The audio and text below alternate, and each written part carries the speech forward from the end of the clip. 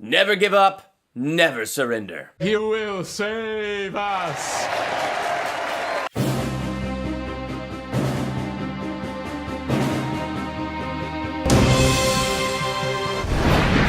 Galaxy Quest. You're just gonna have to kill it. We'll go for the mouth, the throat, his vulnerable spots. It's a rock, it doesn't have any vulnerable spots!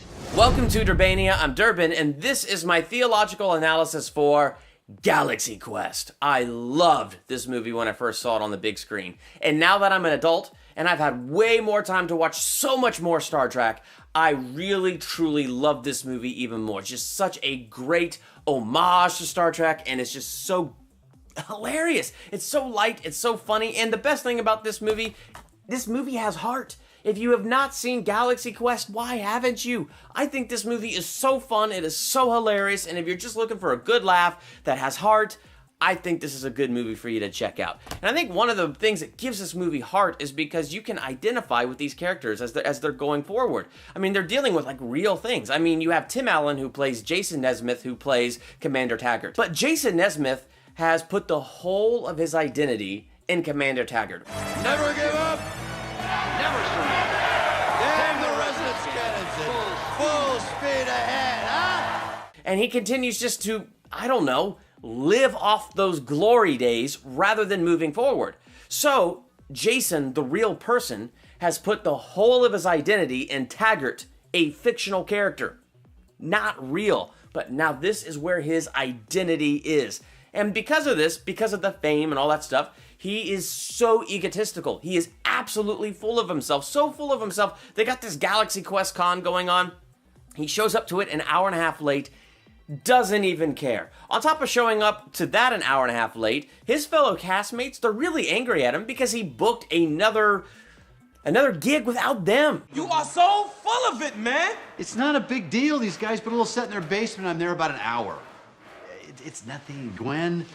They wanted the commander. And then you have Alan Rickman, who plays Alexander, and basically he's kind of the same as Jason. His whole identity is not wrapped up, though, in his character. His whole identity is wrapped up in what he's been deprived of. I played Richard III. 5 curtain calls. There were 5 curtain calls. I was an actor once. Now look at me. Look at me! But now that is all gone, and he is stuck forever saying, by Grabthar's hammer. By Grabthar's hammer. What a savings.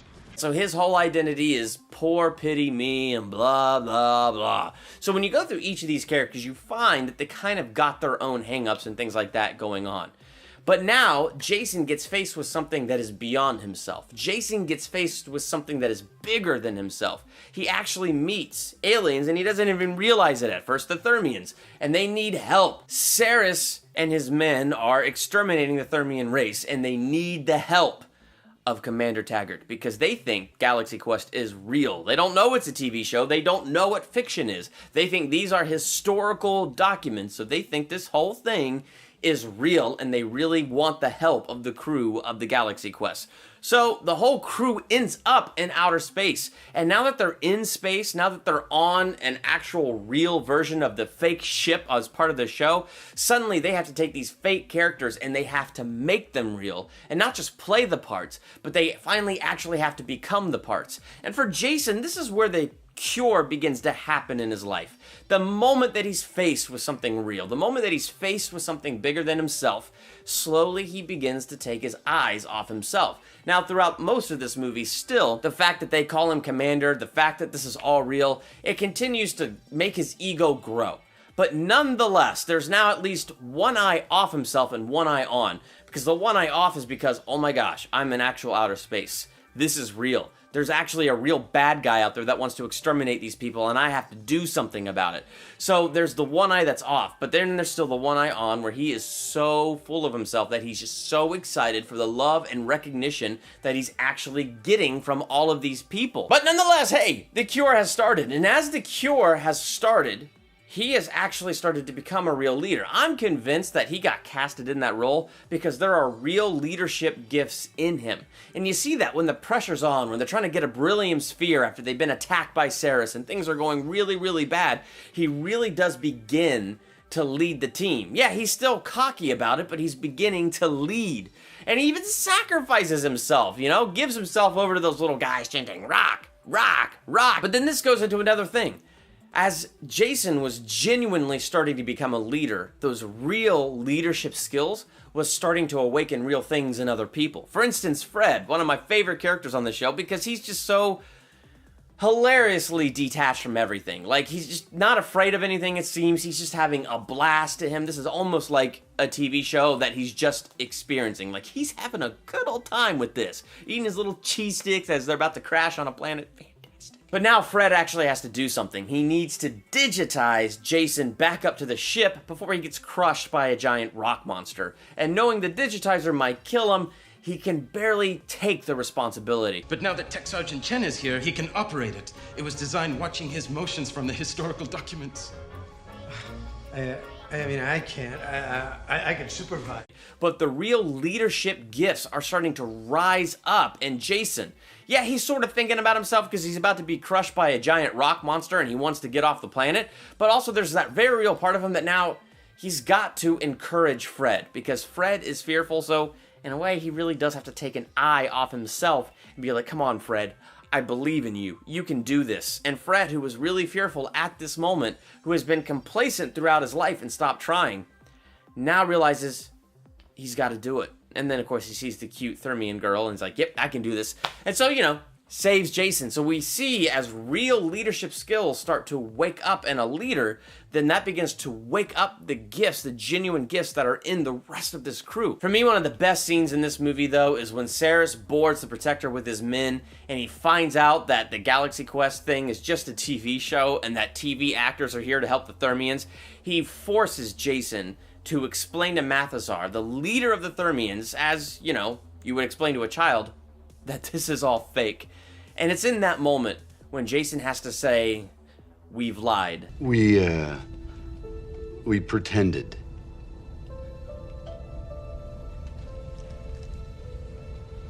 We lied.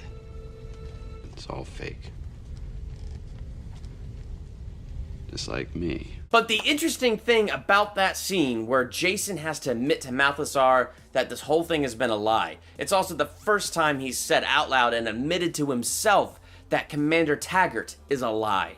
But there's something freeing about that, because once he's realized he's placed the whole of his identity into a lie and he's letting that go, he is now able to see the truth that is around him. These Thermians are in trouble and they need their help. So it's in that moment now that both eyes are off himself, both eyes are on something bigger than himself, and it's in that moment where he's done searching for his identity, it's in that moment where he's done looking for his purpose, it's in that moment that he found his identity, and it's in that moment that he found that purpose. The genuine leadership gifts that are in him now fully come out, and he becomes, in a sense, Commander Taggart. He's not playing a part, he's not lying, he's being truthful, he's being genuine. And as those genuine gifts are coming out of him, it draws them out of his crew. So now they're not playing parts on a TV show. Instead, they are the real thing, and they become that real thing. It's like as soon as they're able to let go of that lie, as soon as they're able to let go of what held them back,